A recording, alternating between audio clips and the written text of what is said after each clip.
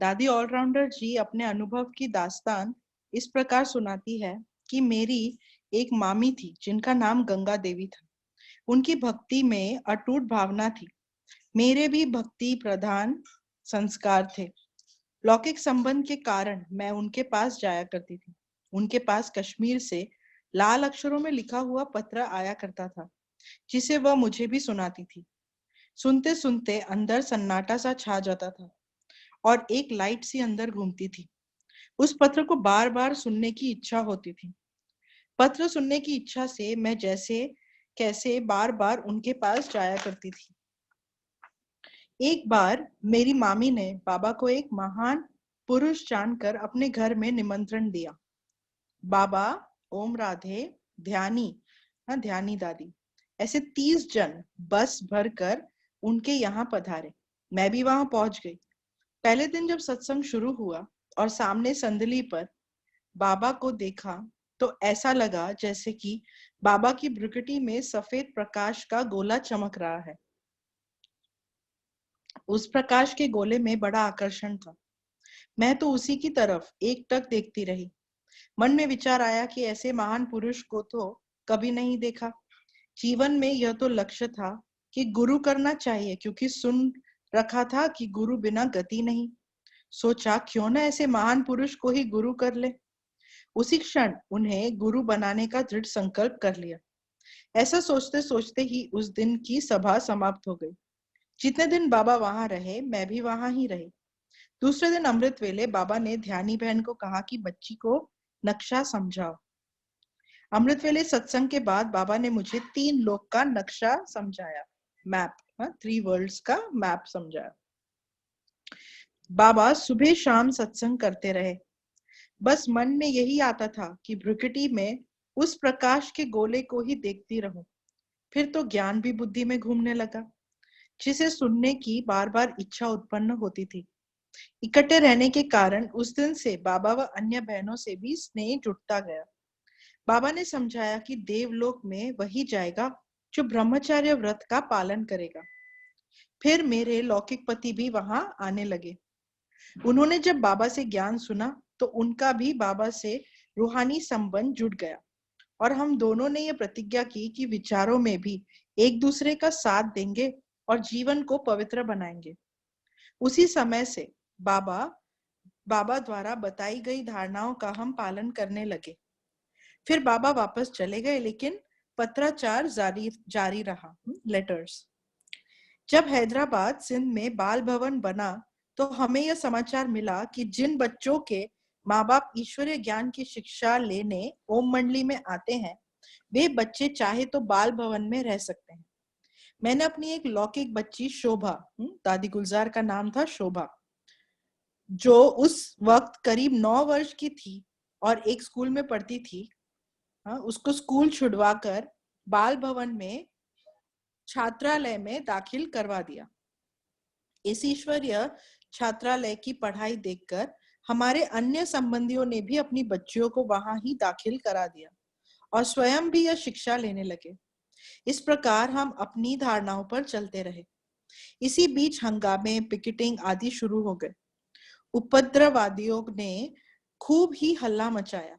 हर एक बच्चे को उनके अपने घर में रवाना कर दिया गया। शोभा भी घर आ गई। उनके आने से ऐसा लगता था जैसे कि एक अलौकिक दुनिया से लौकिक दुनिया में आ गए हैं।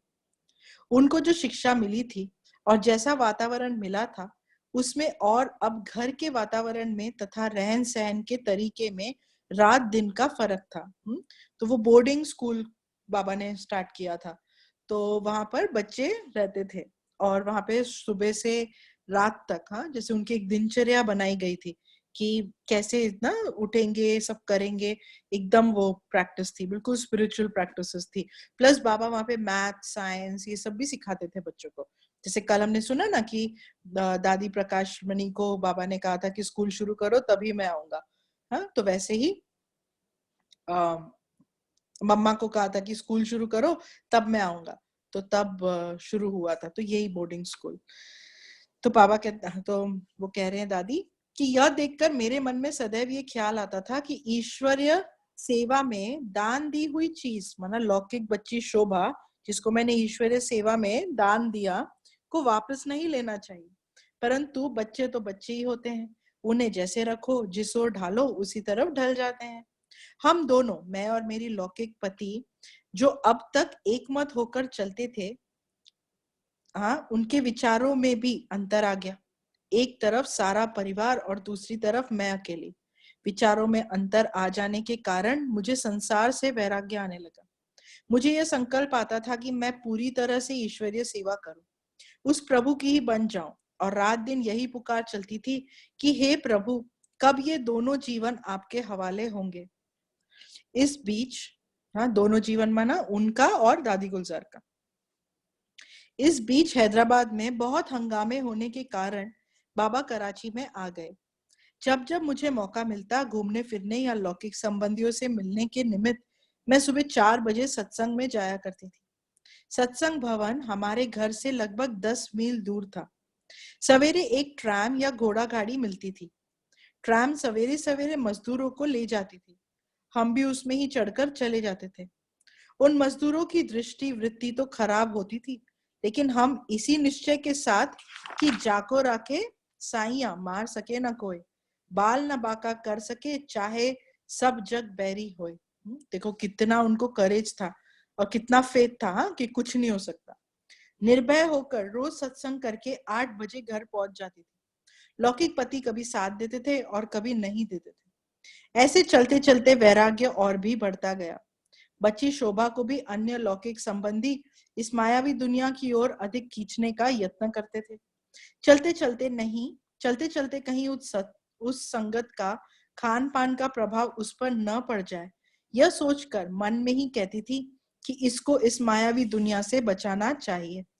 यह देखकर लौकिक संबंधी मुझ पर और भी अधिक बंधन डालने लगे, क्योंकि उनके मन में यह आता था कि स्वयं के साथ बच्ची को भी बिगाड़ती है।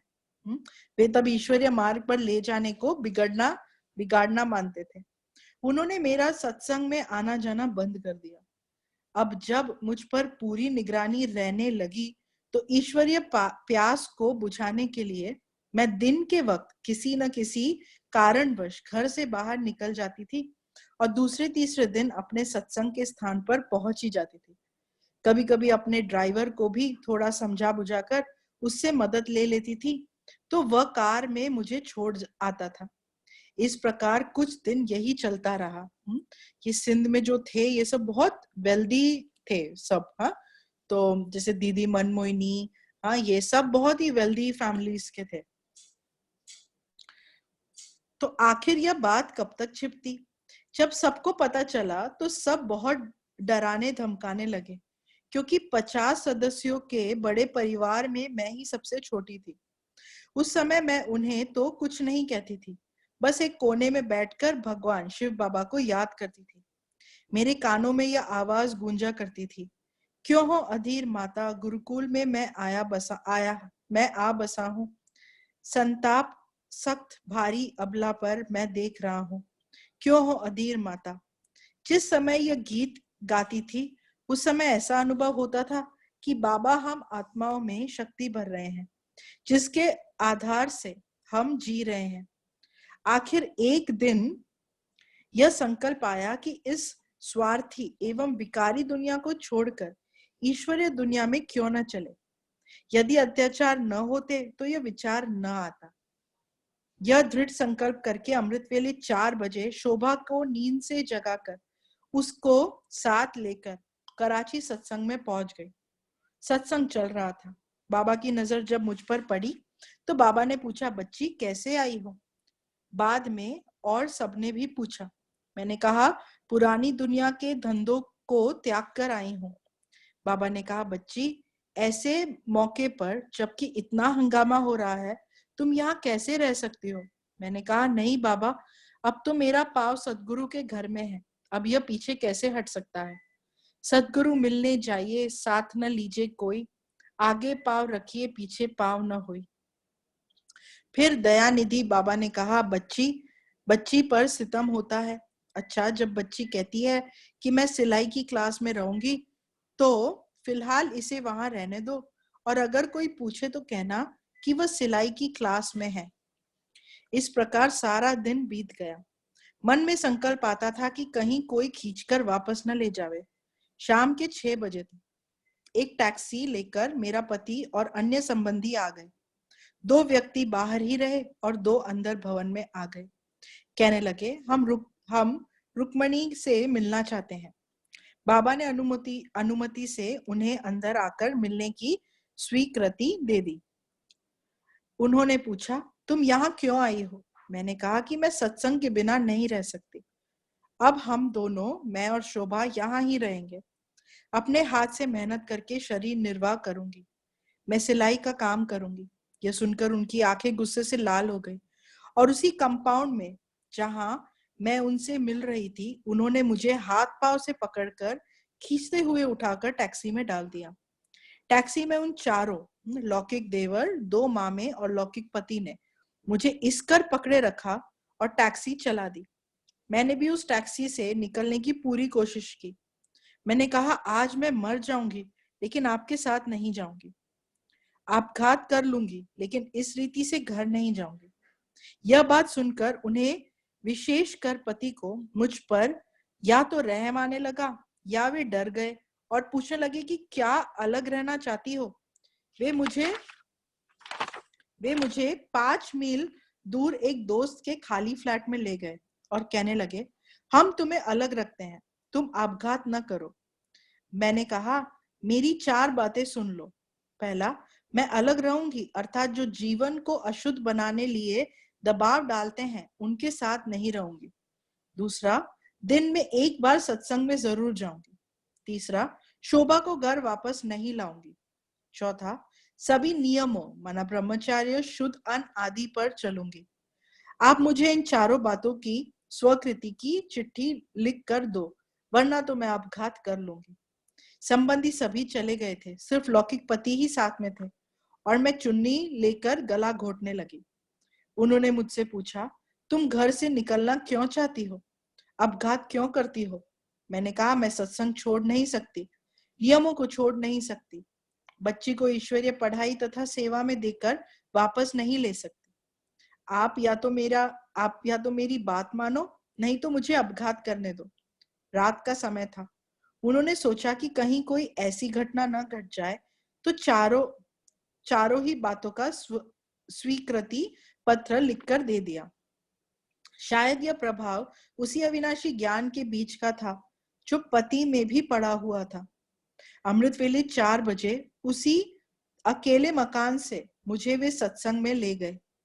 जब मैं वहां पहुंची तो सभी आश्चर्यचकित रह गए।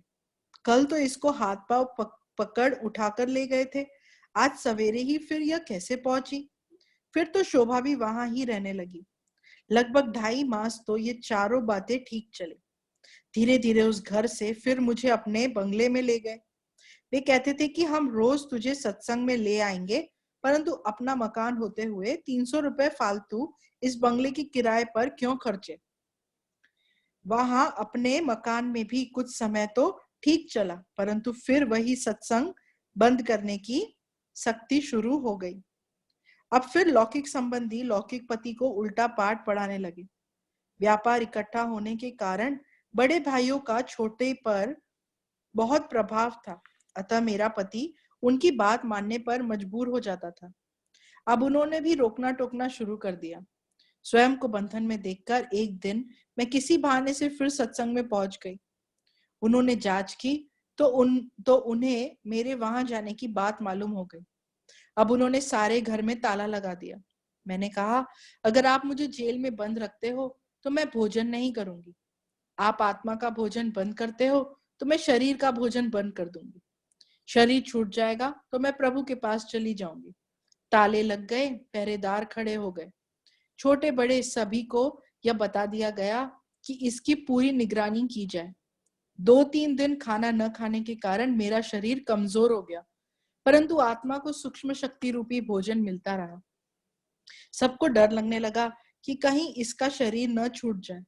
बहुत बार उन्होंने मायावी दुनिया की तरफ बहलाने की कोशिश की, परंतु जो मन एक बार प्रभु का हो चुका था वह अब और किसी का कैसे हो सकता था। मैंने रंगीन वस्त्र, जेवर आदि उतारकर सफेद कपड़े पहन लिए थे। घर वालों को यही विचार आता था कि अमीरी से गरीबी को कैसे देखेगी। वे सोचते थे कि यह स्वयं ही ठीक हो जाएगी। इधर रात दिन ऐसे सितम सह रही थी, उधर प्रभु कृपा से साक्षात्कार होने लगे। विष्णु के रूप में बाबा आकर यही कहते थे कि बच्ची धैर्य धरो, ये कष्टों की दुनिया, सितमों की दुनिया अब गई की गई, इससे पार कराने के लिए मैं आ चुका हूं। जब यह आवाज सुनती थी तो मुझे तसल्ली होती थी कि इस जेल खाने में भी मेरा कोई रक्षक है। फिर मैं बाबा के साथ बातें भी करती थी, जो बाहर वाले भी सुनते थे, जिससे उनको यह लगता था कि इसकी लगन पक्की होती जा रही है। परंतु वे सब तो इतने सहानुभूतिहीन थे कि उन्होंने बहुत ही निर्दयता पूर्वक व्यवहार किया। मेरी एक भी बात नहीं मानी। मन में यही आता था कि आखिर इस जेल खाने में कब तक रहूंगी, अब इससे कैसे छूटूं। कोशिश तो बहुत की कि चाबी मिल जाए, परंतु नहीं मिली। मैंने सोचा कि कहते हैं कि जब प्रहलाद पहाड़ी से कूदा तो उसे भगवान ने बचाया। मैं भी तो उस प्रभु की ही हूँ, तो मैं भी क्यों ना इस गैलरी से छलांग लगा दूं।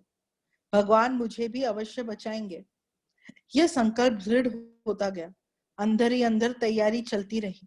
जो भी सामान था, कपड़े, जेवर आदि, उनकी लिस्ट बनाकर बाहर की अलमारी में रखी, ताकि कहीं उनको यह संकल्प न चले कि सामान लेकर चली गई। मैंने एक रजाई को 2-3 लपेट देकर नीचे डाल दिया, ताकि उस पर छलांग लगाने की से आवाज नहीं आए। जब रात को 12 बजे सब सो गए तो मैंने छलांग लगानी चाहिए। नीचे नजर डाली तो चौकीदार घूम रहे थे। उस समय छलांग लगाना उचित नहीं समझा।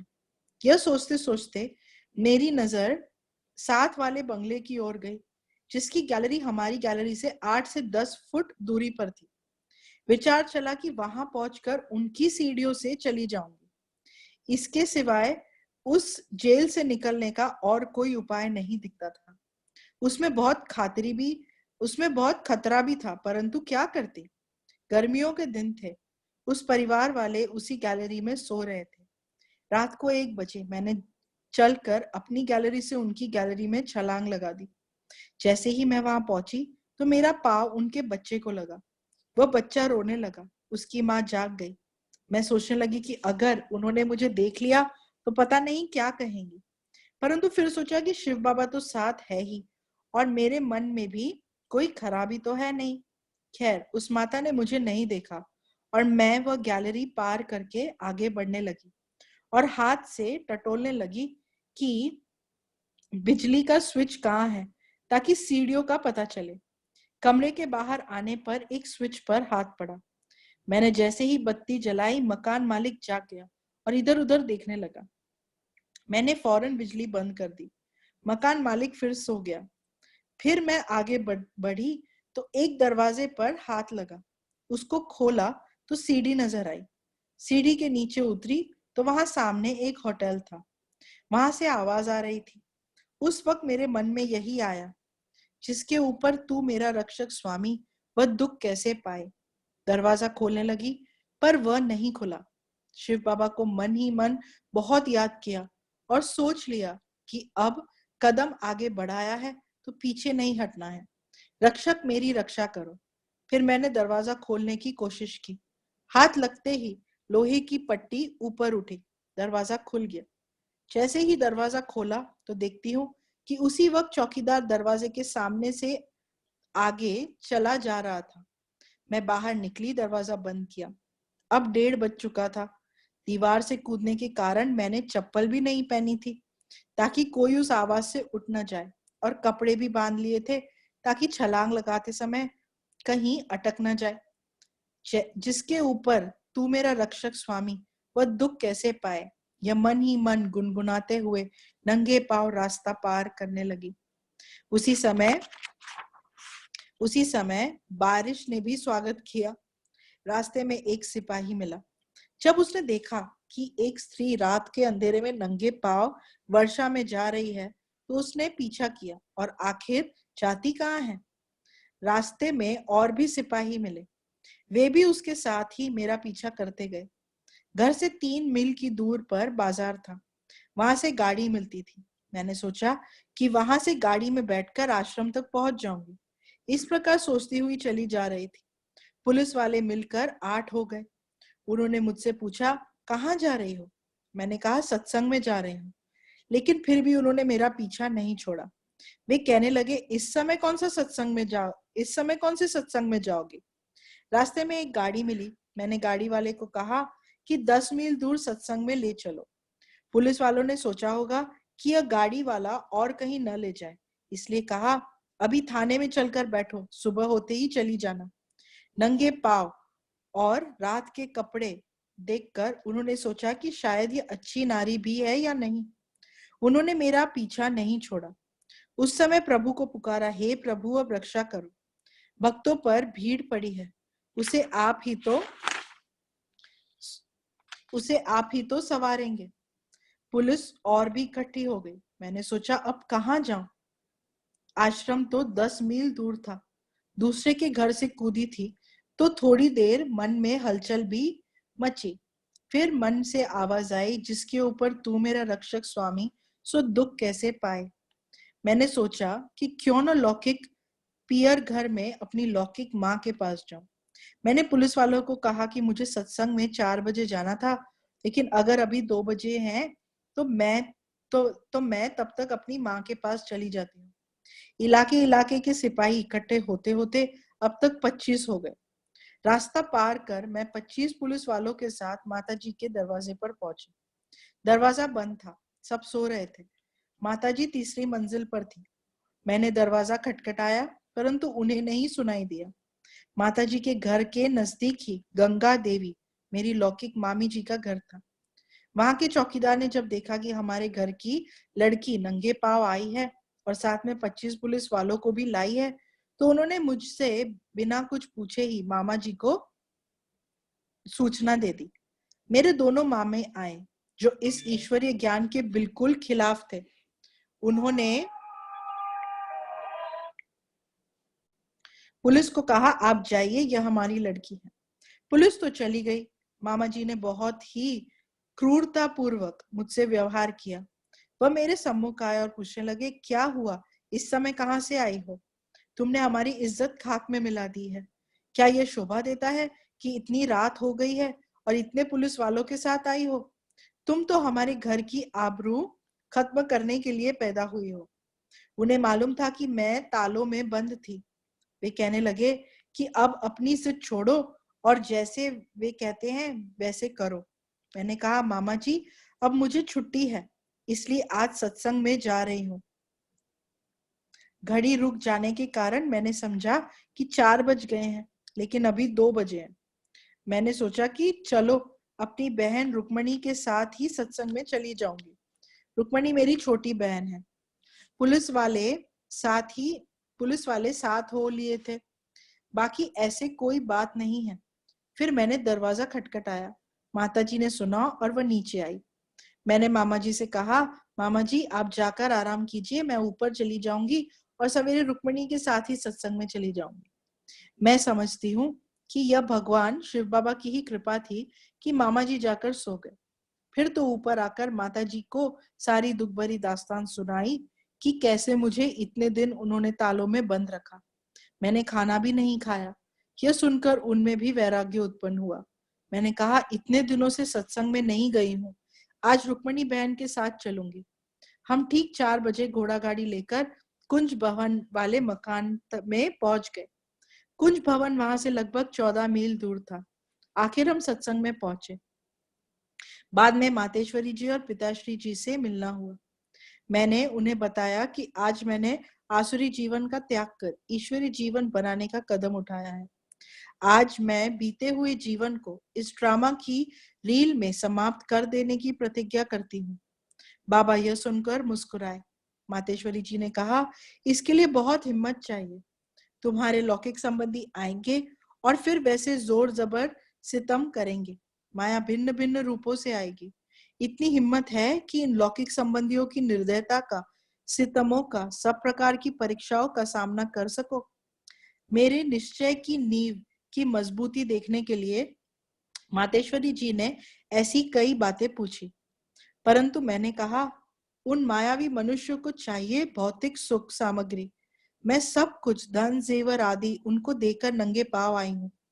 ईश्वर से मिलने के लिए कदम उठाया है, तो आज मेरी यह प्रतिज्ञा है कि हे प्रभु, जहां बिठाओगे, जो खिलाओगे, जैसे रखोगे, वैसे रहेंगे। यह सुनकर मातेश्वरी जी और पिताश्री जी मुस्कुराए। उस दिन से मैं कुंज भवन में रहने लगी। वह दिन मेरे लिए पुरानी दुनिया से मरने और ईश्वरीय दुनिया में जीने का शुभ दिवस था। उधर अमृतवेला घर वालों को जब पता चला कि मैं वहां नहीं हूँ, दरवाजे बंद हैं, ताले लगे हैं, तो उन्होंने चौकीदार से पूछा। उसने कहा, मुझे नहीं पता। फिर जब साथ वालों ने अपना दरवाजा खुला देखा, तो उन्होंने समझा कि चोर आया है। जब देखा कि किसी भी चीज की चोरी नहीं हुई है, तो सबने यही नतीजा निकाला कि वह जरूर गैलरी कूद कर गई है। उन्हें एक तरफ तो 5 वर्ष याद आ रहे थे जो मैंने ईश्वरीय धारणाओं में बिताए थे, और दूसरी तरफ मन में यह भी था कि जैसे जैसे बुद्ध दुनिया से वैराग्य करके रात्रि को 2 बजे जंगल में गए थे, इसने भी धन जेवर आदि का त्याग किया है, तो जरूर कुछ और ऊंच मिला है। मन ही मन इस बात पर विचार करते हुए वे शाम को 4 बजे कुंज भवन में पहुंच गए। उन्होंने कहा, हमें रुक्मणी से मिलना है। मातेश्वरी जी ने कहा, अवश्य मिलो। मुझे पहले तो थोड़ा डर लगा कि पता नहीं अब फिर क्या कहेंगे और क्या करेंगे, लेकिन फिर तो शिव शक्ति बनकर मैं उनके सामने गई। मैंने साफ शब्दों में कह दिया कि मैं आपकी पुरानी दुनिया से मर चुकी हूँ, इसलिए अब मेरा पीछा नहीं करो। अगर आपको मायावी दुनिया पसंद है, तो आप बेशक दूसरी शादी करो और माया के सुख लो। वे सुख अगर मुझे अच्छे लगते होते, तो मैं सब कुछ आपको न दे आती। जरूर उससे कुछ ऊंची प्राप्ति हुई है, तब तो उसको त्याग कर यह जीवन बिताना चाहती हूँ। लौकिक पति ने कहा, मैं शादी करना चाहता हूँ, तुम मुझे लिख कर दोगी। मैंने कहा, आप मालिक है पुरानी दुनिया के सुख लूटने के, मैं मालिक हूँ ईश्वरीय सुख लूटने के लिए। आप चाहते हो तो शादी करो, लिखवाने की कोई जरूरत नहीं है। फिर तो वो 1 सप्ताह तक रोज आते रहे। कभी मोह के रूप से यत्न करते रहे, कभी लोभ के रूप से वे मुझे ईश्वरीय मार्ग से हटाने के यत्न करते रहे। मैंने कहा, मेरा तो एक ईश्वर ही है। लौकिक मामी जी, जिसके घर में पहले पहले ईश्वरीय ज्ञान मिला था, उन्होंने बताया कि ईश्वरीय जीवन बिताना कोई इतना सहज नहीं। सोच लो, सारे जीवन का फैसला जल्दबाजी में नहीं करो। बहुत परीक्षाएं आएंगी। क्या आप क्या आप में उनको पार करने की शक्ति है? ज्ञान तो हमने भी लिया है, परंतु दुनिया की हालतों को देखकर घर में रहते हुए निमित्त बन पाठ बजाना है। सोच समझकर कदम आगे बढ़ाना। मैंने कहा, जबकि सदगुरु के दर पर आए हैं, तो पीछे क्यों हटा रही हो? आपने ही तो यह शिक्षा दी थी, सदगुरु मिलने जाइए, साथ न लीजिए कोई, आगे पाँव धरिए, पीछे पाँव न होई। यह मेरा दृढ़ संकल्प है, इससे मुझे कोई हटा नहीं सकता। मामी ने कहा, यह तो मैंने सोचा भी नहीं था कि आप इस प्रकार चल पड़ोगी। अभी आप जोश में हो, कुछ होश भी रखो। मैं भी तो ऐसे चल रही हूं ना। मैंने कहा, हर एक का अपना अपना पुरुषार्थ है। इस प्रकार 1 सप्ताह तक माया ने अनेक मोहिनी रूप दिखाए। आखिर मैंने ही उन्हें लिख कर दिया कि आप जो चाहे सो कर सकते हैं। यह थी देह के संबंधों से ममता टूटने की अंतिम घड़ी। ओम शांति।